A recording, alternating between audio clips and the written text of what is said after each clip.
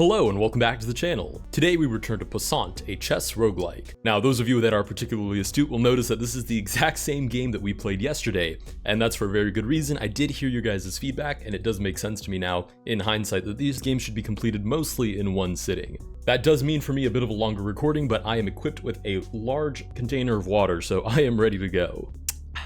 Alright, let's dive in. We'll pick up exactly where we left off, continue.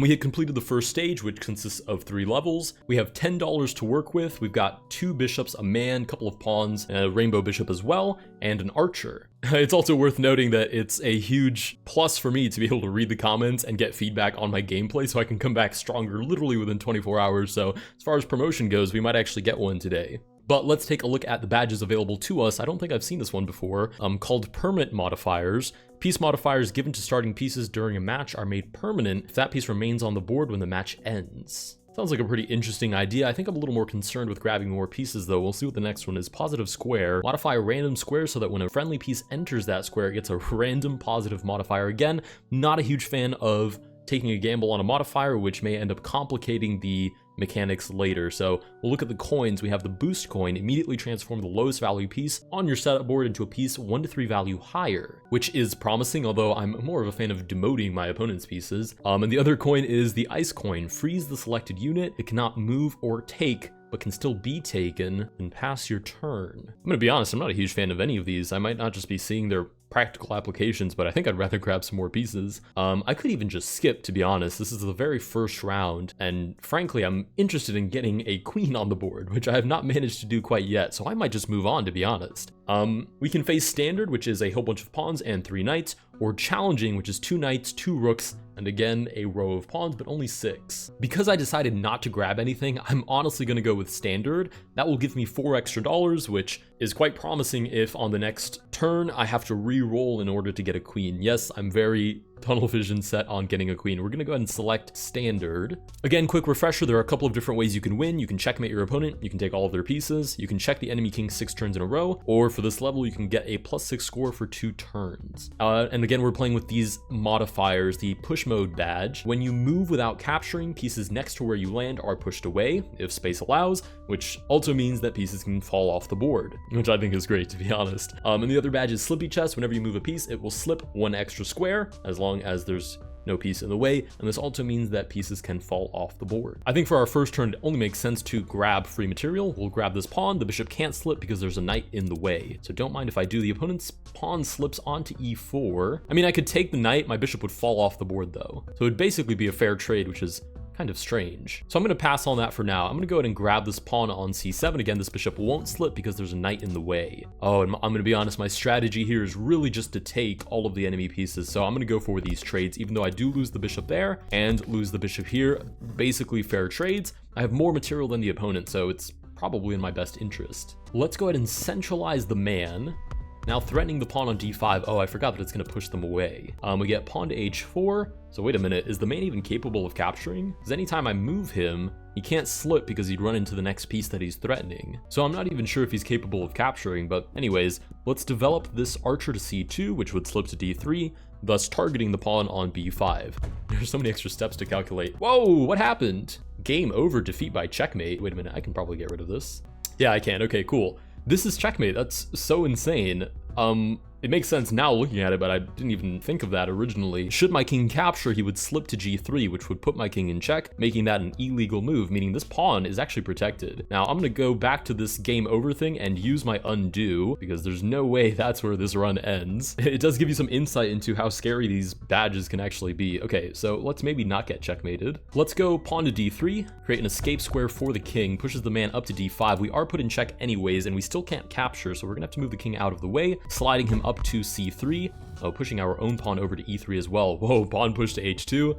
This is looking quite tough already. I think the opponent is going to promote no matter what we do. Is there anything I can do about that? I don't believe there is. But on the bright side, should the opponent promote, the pawn would fall off the edge anyways, which is what happened to me in the last episode, so I don't actually think there's anything to worry about here. Let's develop the archer to c2, again sliding it up to d3. Oh, and it puts my king in check. I forgot that I have to manually calculate all of these moves. Okay, maybe having your king in the middle of the board in this variant isn't the brightest idea. Let's go ahead and move the king back, which would slide him into a1. Pushes the pawn up to a3, The opponent pushes their pawn up to b3. Not actually a threat. Should the pawn move to b2, it would be blocked, and we would be able to capture. Not to mention, maybe I can just sacrifice the bishop here. The opponent would probably take back, but this pawn is stopped by all three of these pieces. And then I can push my own pawn and potentially promote because this pawn has only moved one square forward. Not to mention losing this bishop technically spawns me an extra pawn, so I might as well take it, which spawns on h1, which is completely useless because that wasn't actually a threat, but okay. The pawn takes back on c2. We're gonna go ahead and take with the archer, who's not going to move, just shoots an arrow. Nice. We get knight to e7, threatening the man. The knights are actually quite nice in this variant because they don't slip, but they do push pieces away. Okay, let's see what happens. If I push a4, it would slip to a5. The knight would probably take the man. I would push to a6, which would slip to a7. Wait a minute. Wait, that doesn't work either. Hold on. That doesn't change anything, does it? Because on the first turn, if I move my pawn 2 squares, it slips to a5. If I start by moving my pawn 1 square, oh, it would slip to a4, and that's where I need it. Okay, so actually this pawn has only moved 1 square forward, which is not a good thing, so I need to stop this pawn before I push it again. Okay, let's, oh, what do I do here? Okay, first thing is first, let's move the man out of the way. He's gonna slip to f3 and now threaten the pawn on f2, which I can capture, which shouldn't push any pieces away because it is a capturing move. Get pawn up to f5. We're doing a half decent job of getting these pieces off the board. If I move this pawn up to g4, it would slip past to g5, and then I'd be threatening the pawn on h2 as well, which seems promising. So we're gonna play that next. We get pawn up to e3, which is quite horrendous to see on the board. Should I capture the pawn? Oh wait, I can't capture the pawn on h2. Oh, wait a minute. That's not good. Because should I capture the pawn on h2 by moving the man to g2, it would just fall off on the next turn. And the opponent is currently threatening to promote. So maybe I have to lose the man. That is not ideal. Okay, here's what we'll do. We're gonna sack the man on e3.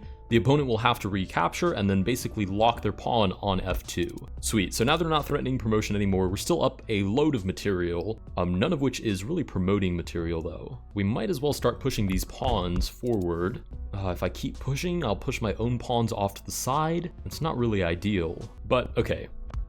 I need to get my pawns to the other side of the board at some point or another. Let's bring the king up to a2, which pushes my pawn up to a4 and positions them exactly where I need them to promote, because now I can play pawn to a5, slipping to a6, and then pawn to a7, slipping to a8, which gives me a queen. Not to mention, it also puts my king on the second rank.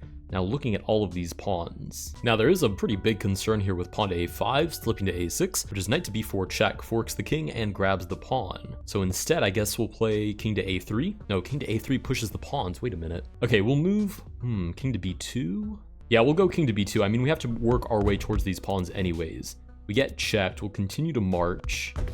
Uh-oh, that was unfortunate, but luckily the opponent didn't take. They moved their knight back, which means we can take, and they still can't promote because it would knock the pawn off the board. We get knight to a5, and we have to be in a good spot here to promote. There's 4 different pawns that could potentially do it. I mean, I guess we might as well threaten this pawn over here, or rather push it off the board.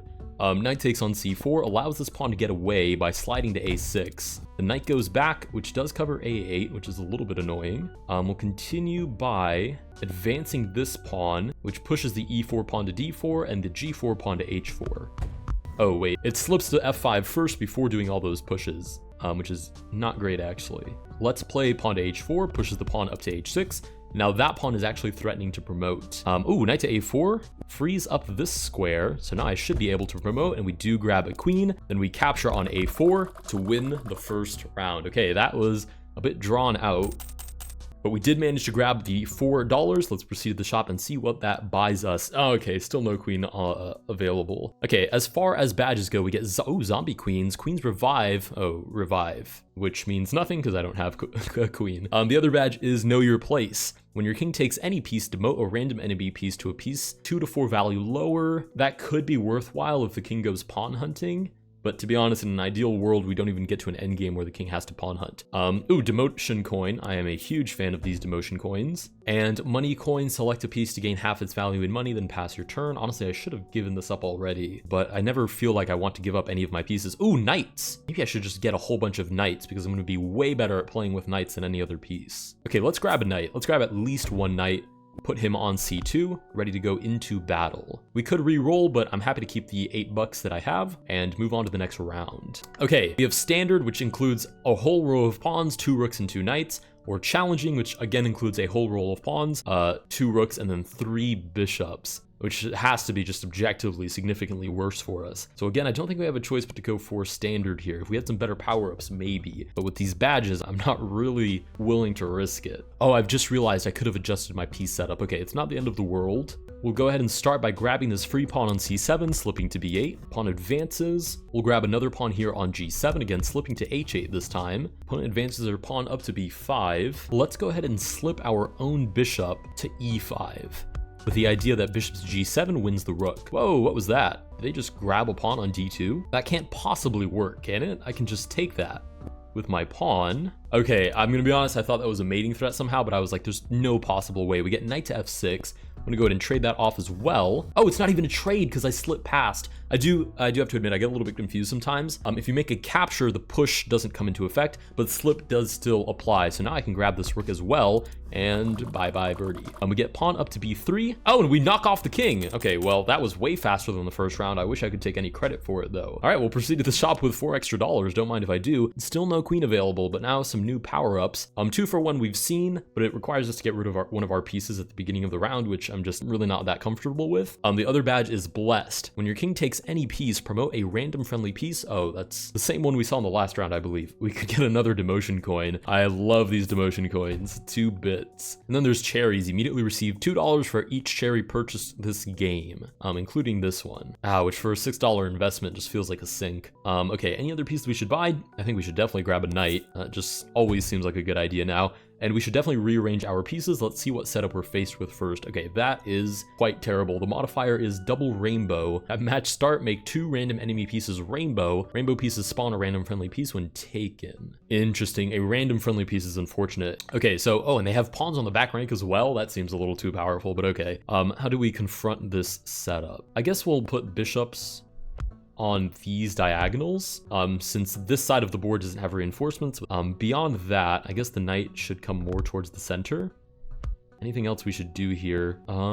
Bishop wise, I'm honestly fine with getting rid of this bishop pretty darn early because it gives me a pawn in return and I can always trade it off for something. So I'm just going to point it in the general direction of the rooks and the pawns. Okay, beyond that, anything else I should do? I think I'd like to put the man directly in front of the king, and the archer thus far has been fine where it is. So I think we'll rock and roll with this. All right, activating the boss badge. Those two, oh, you've got to be kidding me. Wait a minute, can I get rid of their rainbow property by applying a demotion coin? Because I was already going to do that to those 2 rooks anyways. Let me see how that works. Okay, it doesn't, but it does turn them into a pawn. So bye, you guys are now pawns.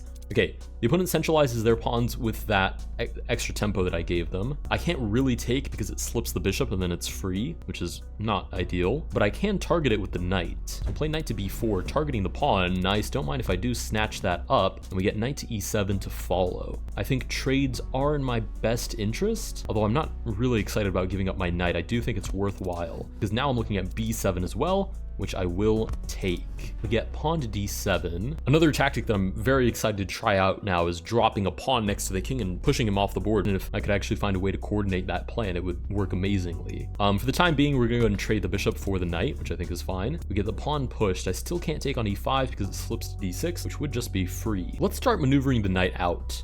We fork these 2 pawns, get pawn up to d5. Oh, that I can take though. It would spawn a friendly piece for the, oh, I can't take that because the bishop would slide to e6, and like I was gonna say, it would also spawn a friendly piece for the opponent. Okay, one pretty interesting idea here is knight to h4, knight to f5, knight to e7. Very long, drawn out plan, but if I do get my knight to e7, it pushes the king off, so I might as well give it a try. Okay, we get pawn to a3. Pretty sure I have to take that. Pawn for a pawn, which is fair play, I guess. We get pawn up to c4. I'm a little bit nervous about all of these pieces next to my king, but I have a man right next to it. I have a couple of pawns. I've got the archer. I don't think there's too much to be worried about. So we'll continue with the original plan of knight to f5. And the king comes out, so he's not going to get pushed off quite so easily. But now hold on, what I can do is take. It would slip my bishop to d6. That's protected by the knight, so that looks promising. We'll play that. Oh, never mind. The king can just take and slide over. Okay, and now the knight is under attack as well. Yeah, I'm gonna use one of my undos on that one because that was quite a silly way to lose a bishop. Okay, what else do we have at our disposal here? I guess we could just give check and grab the pawn on g8. I mean, that seems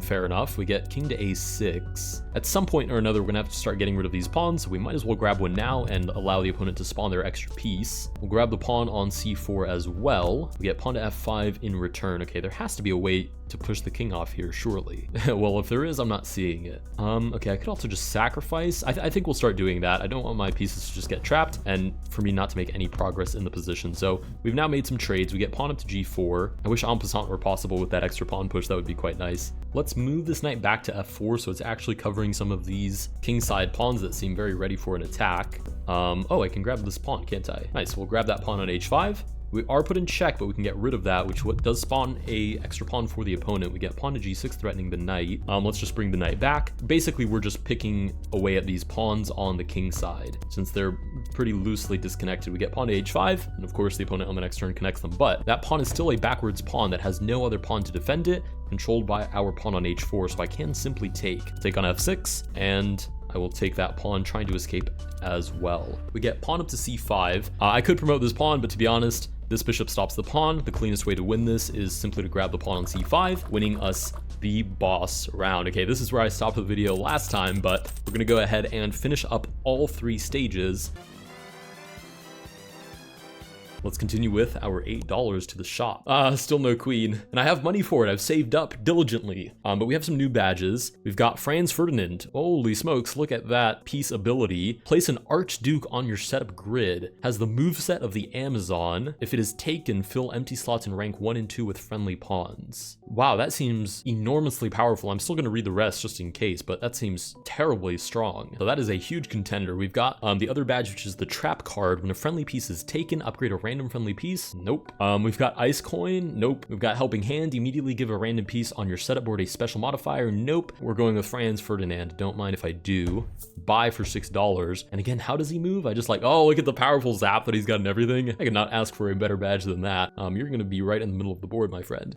Special rules. If it is taken, fill yours. Oh, and your opponent's starting rank with pawns. Okay, so maybe I do have to be a little more careful with him, but just look at that. He moves everywhere, basically. Moves like a king, a rook, and a bishop, and a knight, as far as I can tell. So just extremely powerful piece. I'll have to take my time in calculating what tactics I can play with that. Beyond that, I guess we might as well grab another knight while we're here. I just don't see the queen happening, and we've already got an Archduke, so we might as well play into that. Got pawns on the back rank. The Archduke should definitely be more central. And let's check out what we actually have to face. Okay, holy smokes. Whoa, that's actually pretty bad. We've got a row of pawns. We've got 2 knights and 5 bishops. It's not ideal, and we have 0 demotion coins. As far as challenging goes, we have 2 rooks, or rather 3 rooks, a queen, and what I believe is a man there replacing one of the pawns. Now, the problem with such a really good piece like this is that should I lose it, it's quite devastating. Not to mention all these movement abilities are sort of hindered by the badges. So the push badge and the slippy chess badge. So I like challenging because there's simply fewer pieces for us to deal with, but I'm concerned about the ability of the opponent to use those pieces to basically dismember our setup. On the other hand, standard, while it does have weaker pieces and supposedly the difficulty is less, it's basically inherently defended from the very first turn, which is quite concerning. And there's really no tricks that I see, because for example, should I make a bishop battery to target the b7 pawn? When I go to take that b7 pawn, my bishop would win a pawn, but then the opponent could take back, slide out of the way, winning the bishop, and then I can't even take the knight behind it because my bishop would just fall off the board. So I'm not really sure what I could possibly win from that exchange. Okay, although I'm not exactly happy about having to play this, I am gonna go with the challenging round. Well, no, because then you've got a wall of pawns coming your way. It's going to unleash. Okay, well, we're gonna go with standard, but honestly, they both seem pretty equally terrible to deal with. Okay, it is our turn first. Maybe the strategy here is just to find a way to position one of these knights in front of the king. Let's start by playing knight to d4.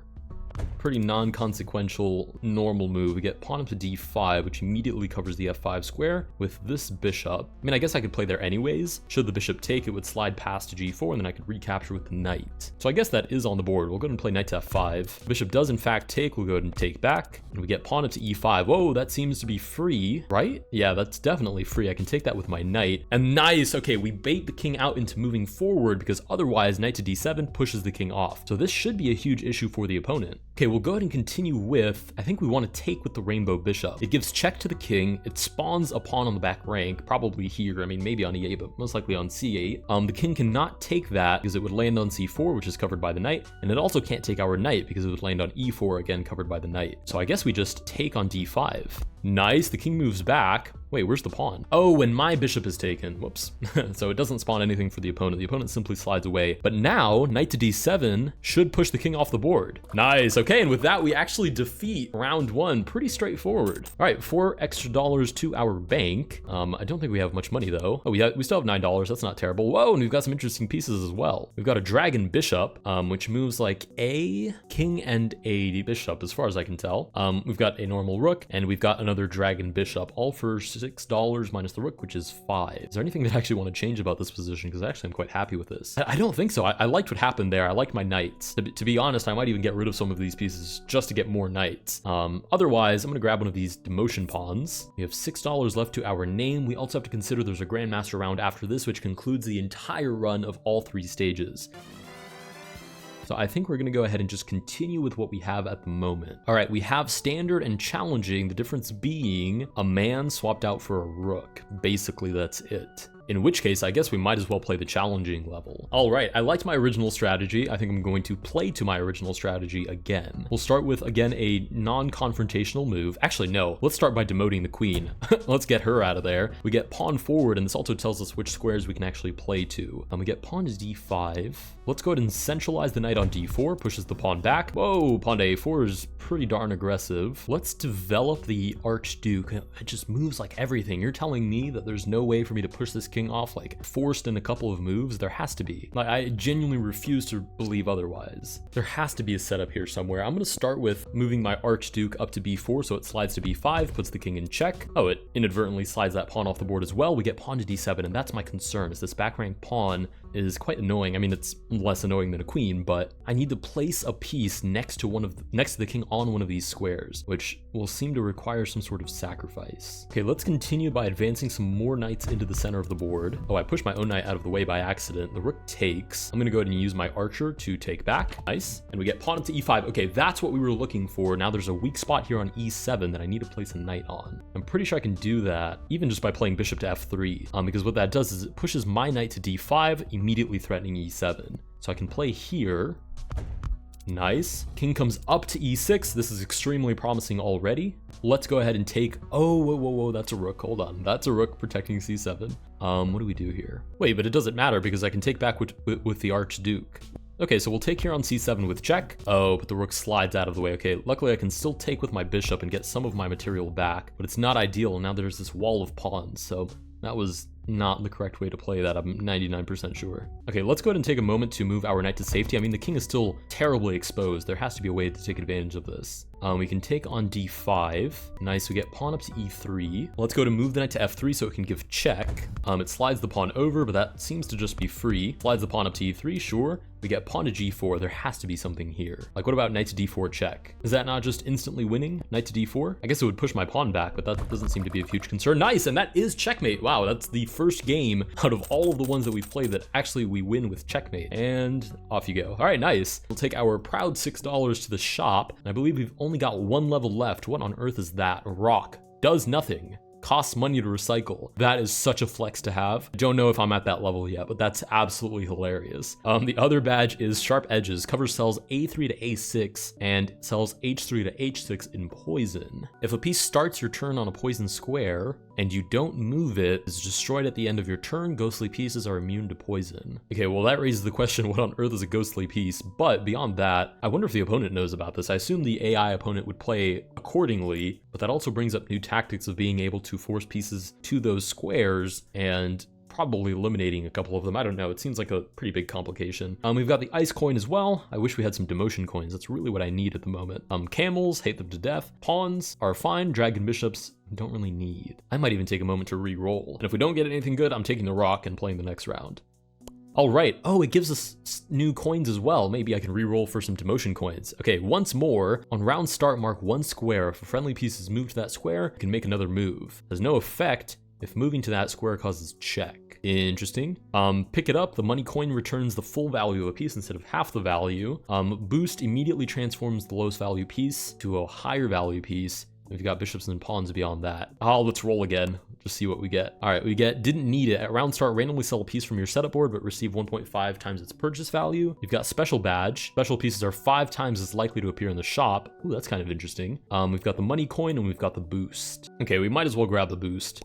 Sure. Oh, it boosted this one up to an archer. Oh, you've got to be kidding me. That was like the worst one it could have done. And we're down to $4. It's $4 to reroll. All right, next round. This is the final round, so we don't choose anything. And the boss modifier is interview with a vampire. Promising. Your opponent has a vampire piece, can move 2 squares in any direction, and becomes the piece it takes. Oh, so that needs to be gone like immediately. In fact, demotion coin here would be everything, but we don't have one at the moment, so we're gonna have to fight it head on. Well, there's the vampire, can move 2 squares in any direction and becomes the piece it takes. Okay, so that needs to go ASAP. Okay, there's the vampire. Yeah, that is pretty darn bad. I'm not gonna deny that. I would pretty much give up anything here to get rid of it. Okay, but we'll have to wait for the opponent to expose their position a little bit more. So let's go ahead and take this pawn on B7, which is free at the moment. We get pawn up to A5. We'll go ahead and lean into this trade. Get knight up to C6. Luckily, in terms of mass of pieces, we do have more pieces than the opponent. In terms of value, I'm not so sure. We get knight up to C6. Let's go ahead and centralize our own knight, which does offer a trade. The knight takes, we'll take it back with the archduke. Slides up to E5.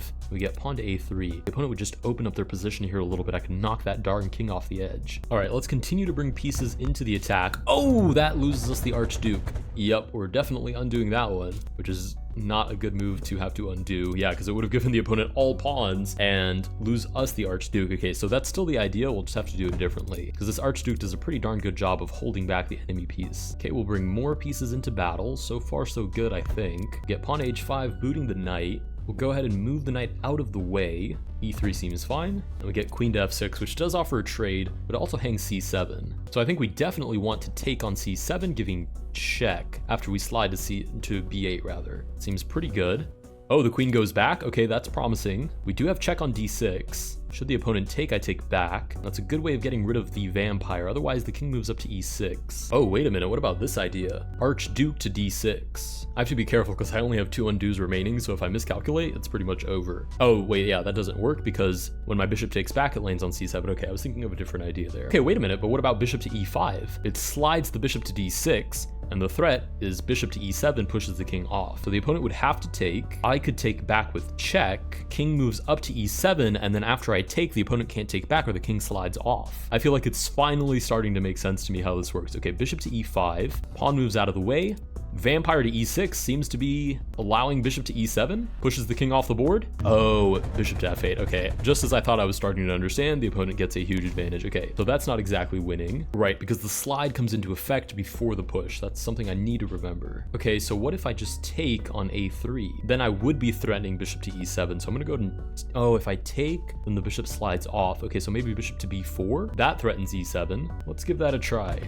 Pushes the pawn off, nice, and the vampire moves back to defend, which means we can trade off that vampire, which is huge. What? Did the queen just go through our archduke? Wait, what? Oh, that's interesting, because now the king's in check. Can I just, wait, what is happening? Why is it highlighting the opponent's piece? Hello? Oh, it is my turn. I just can't move the archduke. I'm confused. I feel like something that makes sense just happened and I didn't understand it. Or maybe that was a bug. That might actually just be a bug. Hold on. Because it's allowing me to move everything but the archduke. All right, I'm not really sure what's happening, so I guess I should probably defend my archduke. Well, there's no need, right? Because I can just move the bishop back anywhere, and should the opponent take my archduke, I play my bishop to d6 and it pushes the king off. Okay, so we'll move the bishop back to b4. Very strange what's going on here. And now it thinks it's in check, and it slides through the archduke again. Nice. Okay, now bishop to d6 should push the king off after it slides to e7. Okay, nice. With that, we do win the game, but I'm pretty sure we just uncovered a bug as well. All right. By defeating the boss, we walk away with $8, and we do complete all 3 stages. Wait, what? Oh no, I'm just realizing that this means that the full version probably has 5 stages, not 3. Okay.